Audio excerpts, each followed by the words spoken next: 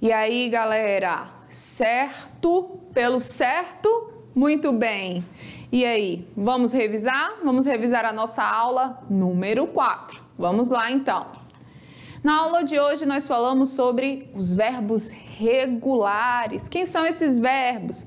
São aqueles que seguem as mesmas terminações e que não sofrem alterações nem no seu radical e nem nas suas terminações. Os verbos regulares, eles vão seguir uma tabela de terminação, não é? Como eu mostrei para vocês. E nós temos também os verbos irregulares, que é o verbo estar, o verbo ser, o verbo haver e o verbo tener. Então, nós falamos nessa aula sobre o verbo ser e o verbo estar.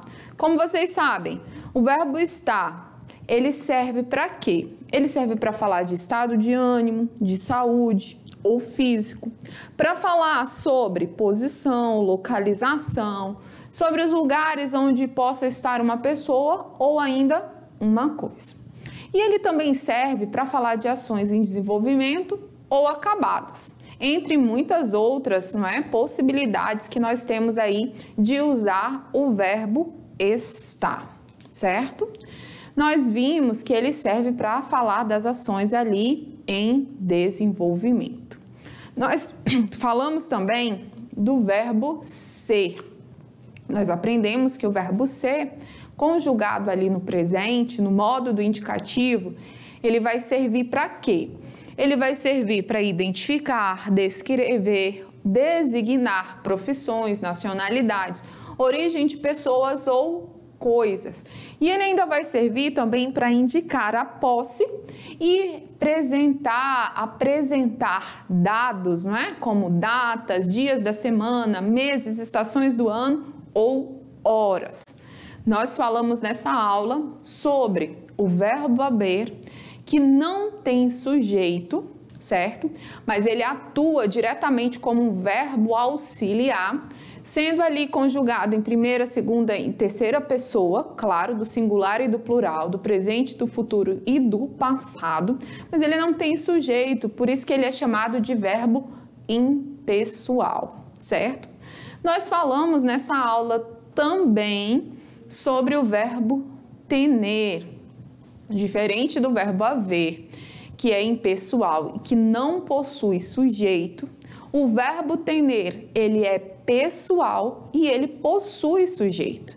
E ele serve também para indicar obrigações e necessidades. Só que são obrigações e necessidades específicas. E como ele tem sujeito, ele pode atuar como verbo auxiliar, mas nem sempre isso vai acontecer, certo? Nessa aula, nós falamos também sobre as orações comparativas terceiro ano. Quem são elas? São aquelas que vão indicar superioridade, inferioridade ou ainda igualdade, certo? E vimos aqui esse romance que durou cerca de 60 anos ali para ser desenrolado entre a Fermina e o Florentino, que é Ele Amor em Tempos de Cólera, do Gabriel Garcia Marques, certo? E fizemos a nossa viagem. Vocês lembram que nós fomos para o país dos vulcões, que é a Guatemala. Gente, vocês já pararam para pensar? Um país que tem 30 vulcões? Gente do céu! Já pensou 30 vulcões ativos? Ainda bem que não, não é? São apenas 3 que ainda estão ativos. E chama muita atenção, muitas pessoas viajam para lá para conhecer e fazer ali um passeio entre os vulcões. Então eu espero que vocês tenham gostado e aprendido bastante. E já sabe, não é? Se ficou com dúvida, manda aqui e escreve pra gente, pede pro professor presencial, deixa recado no YouTube, procura a gente nas redes sociais, mas não deixa a dúvida ficar, permanecer, certinho? Então, chegou aquela hora que vocês vão fazer atividade. Vamos lá, então.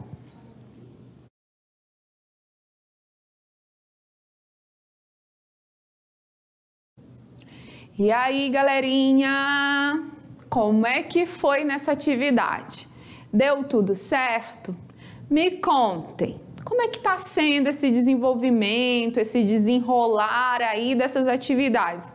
Tranquilinhas, não é? Digam para mim, vocês estão dando conta? Não é à toa que vocês são chamados de alunos da NASA, é porque vocês dão conta, vocês vão além do esperado, certinho? Então, vamos lá, sem muitas delongas, vamos corrigir a atividade de hoje. Na atividade de hoje, nós falamos sobre os pronomes ou os verbos, não é? O uso do verbo. Então, vamos lá. Sobre os verbos ser e estar, podemos afirmar que são de primeira conjugação. Primeira conjugação. A primeira conjugação é AR, certo? A segunda conjugação é ER. E a terceira conjugação é IR. Então, nós já sabemos que essa alternativa aí, acho que ela não tem muita função, não. Porque um é de primeira conjugação, mas o segundo o outro é de segunda conjugação. São verbos de segunda conjugação? Também não. Eu tenho um da segunda e o outro da primeira. São verbos de terceira conjugação? Nem pensar, nem de longe parece. São verbos regulares? Ai, claro que não. Nós aprendemos de cara, não é? Que eles são verbos irregulares. Porque se tiver uma pequena mudança, seja na primeira, na segunda ou na terceira pessoa, ali ou no radical, já é considerado verbo irregular, certo? E aqui, escolha o verbo conjugado que completa corretamente a frase. Quando eu vou conjugar um verbo, seja ele regular ou irregular, eu tenho que me atentar ao quê? Primeira, segunda, terceira pessoa do singular ou do plural.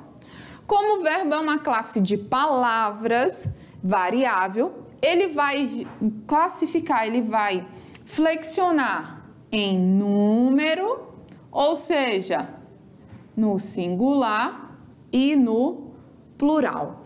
O que vai acontecer? Ele vai precisar concordar. Então, vamos lá ver qual é a forma aí que tem sentido.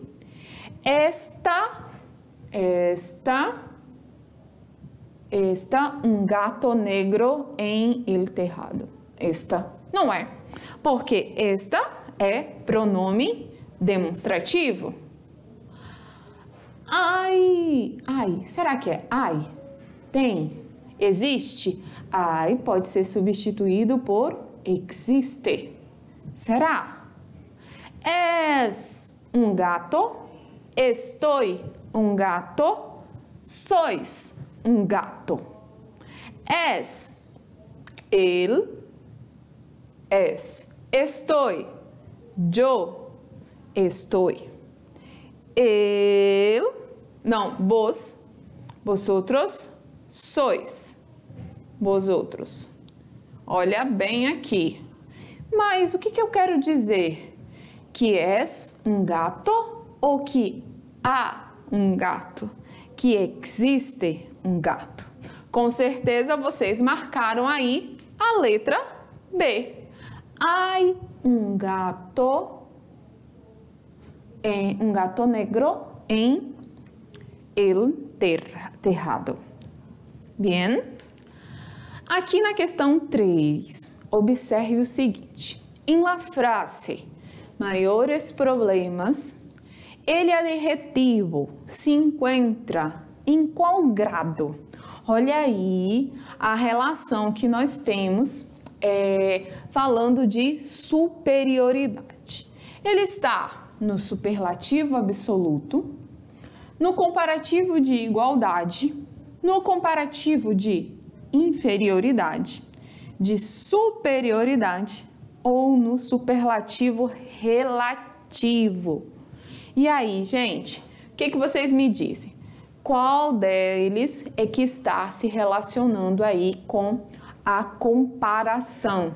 Maiores problemas. Então, nós temos como resposta o superlativo relativo, certo?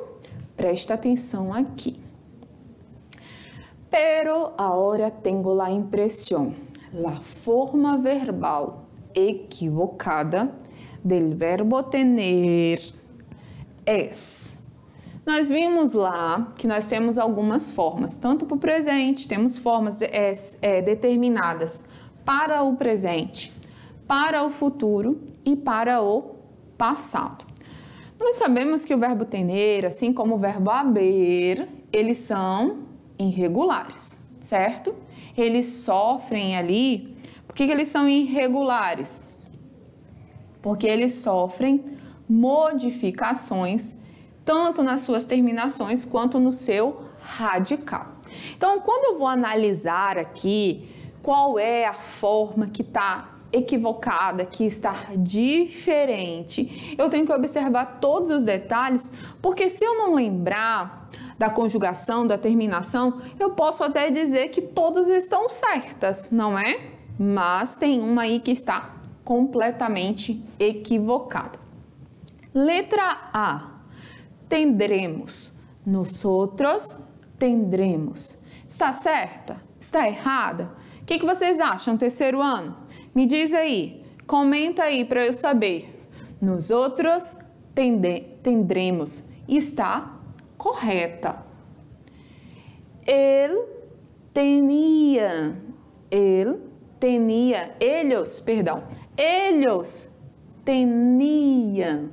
Também está certo. Eles tuviesen. Também está correta. E eles tendriam. Também está correta. Claro que essa questão não deixou nem dúvidas para vocês, não é? A resposta é tenhamos. Por quê?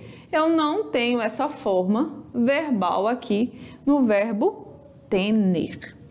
E agora, terceiro ano, nós chegamos naquele momento que vocês sabem que eu gosto muito. Que momento é esse? É o momento aonde nós vamos falar da questão do Enem.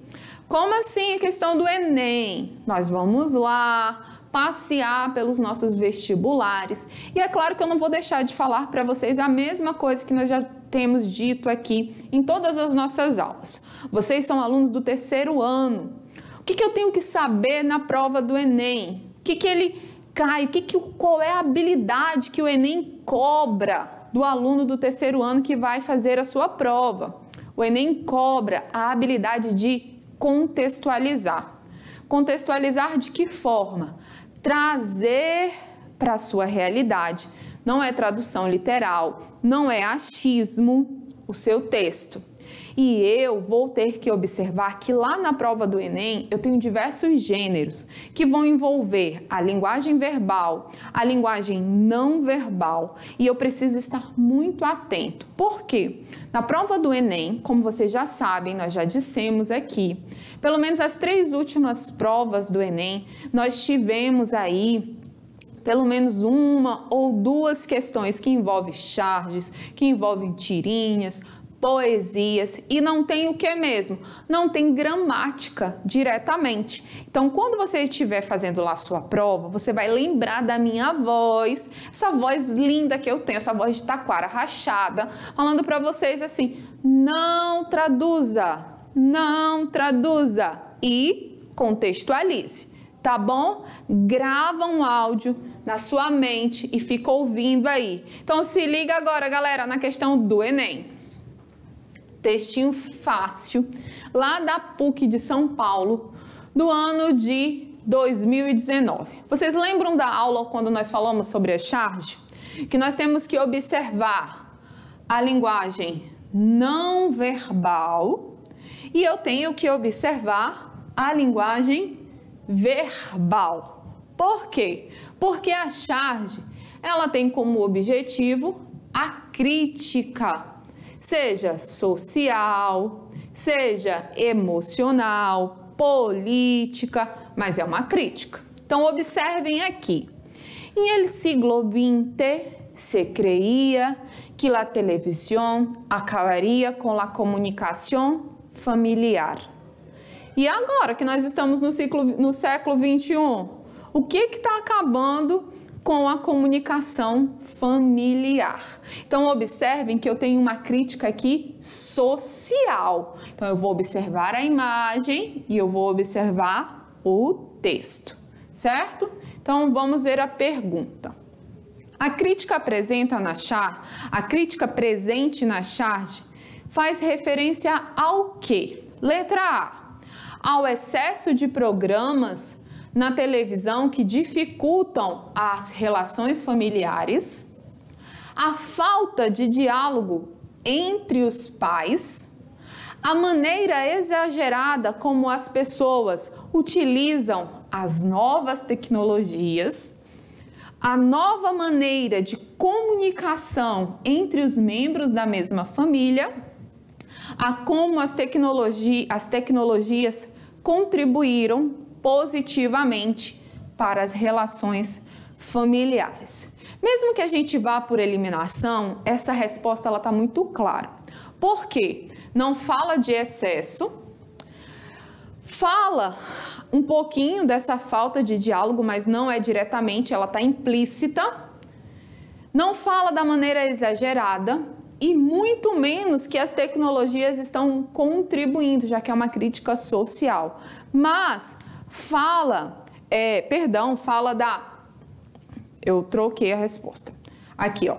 A nova maneira de comunicação. Não existe nova maneira de comunicação, mas fala do exagero de como as pessoas estão utilizando ali as novas tecnologias.